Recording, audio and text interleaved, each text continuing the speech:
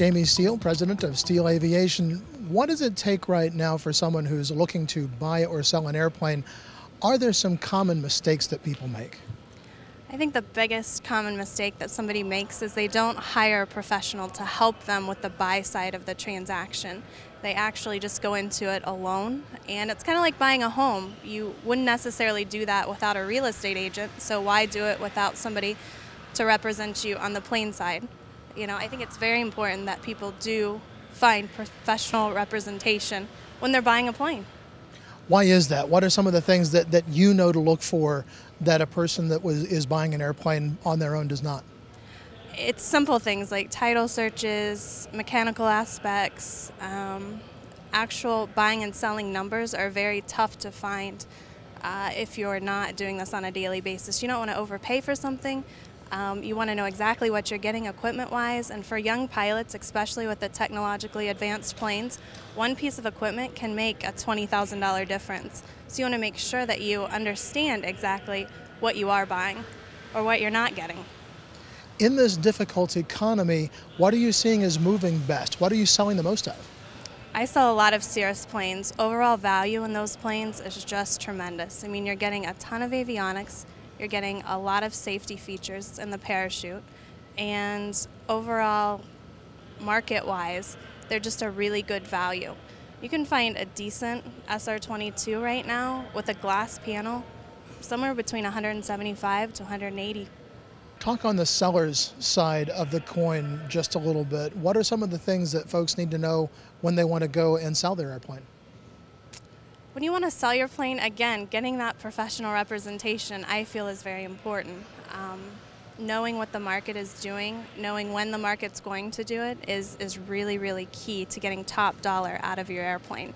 Having it clean, making it presentable, having really clean, nice, organized logbooks, those are very, very important when you're selling a plane. And in that selling situation, again, what are some of the common things that you look for that someone who just puts his airplane on Craigslist doesn't know? One of the biggest things is the time that it takes to actually sell the airplane and the different markets that you have to expose it to. We do a lot in South America right now. The economy is actually very good.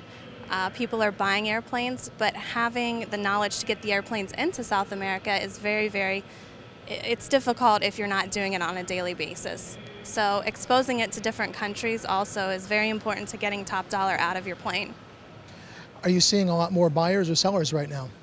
Actually, we're seeing a lot more buyers, believe it or not. Plane market is very, very hot. Prices are actually up on the Cirrus market between $10,000 and $15,000. And we need more planes to sell. We do realize that people could go at it on their own, but most of the time we find that we're actually saving people money in the sell process or in the buy process by giving them the market knowledge that's so difficult to find.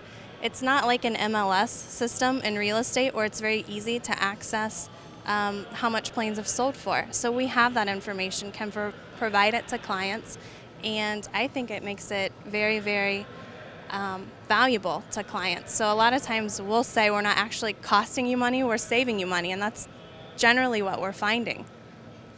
Jaime Steel, president of Steel Aviation, thank you very much for joining us today. Thank you. Take care. For the Aero-News Network and Aero-TV, I'm Tom Patton.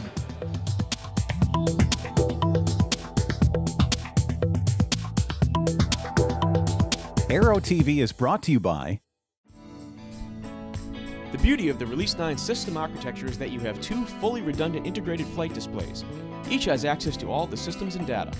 Providing full redundancy and eliminating traditional reversionary modes, Release 9 allows either display to be configured as the PFD.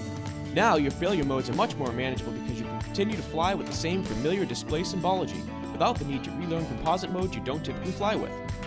Avidyne's Integra Release 9 is truly the next generation in fully integrated flight deck technology.